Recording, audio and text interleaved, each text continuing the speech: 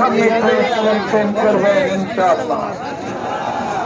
আমি বিনয়ের সাথে বলতে চাই, ইনশাআল্লাহ ত্রয়োদশ সংসদ নির্বাচন আগামী 12 ফেব্রুয়ারি। এই 12 ফেব্রুয়ারির নির্বাচনকে সামনে রেখে ভোলা সদর 1 আসনের সর্বস্তরের জনগণ আজকে যে স্বতঃস্ফূর্ত গণমিছিলে অংশগ্রহণ করেছেন, আমি আমার সংগঠনের পক্ষ থেকে, ভোলাবাসীর পক্ষ থেকে আমি আন্তরিক মোবারকবাদ জানাচ্ছি।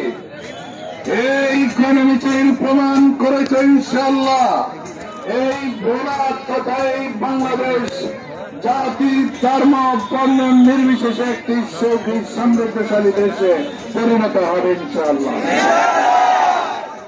যেই পরিবর্তনের ছোঁয়া লেগেছে আগামীতে ইনশাআল্লাহ 12 ফেব্রুয়ারির নির্বাচনে এই পরিবর্তন বাংলাদেশকে একটি সুন্দর বাংলাদেশ গড়ে তুলবে, যেখানে জুলুম থাকবে না, যেখানে অন্যায় থাকবে না, যেখানে চাঁদাবাজি থাকবে না, সকল মানুষ শান্তিতে বসবাস করতে পারবে।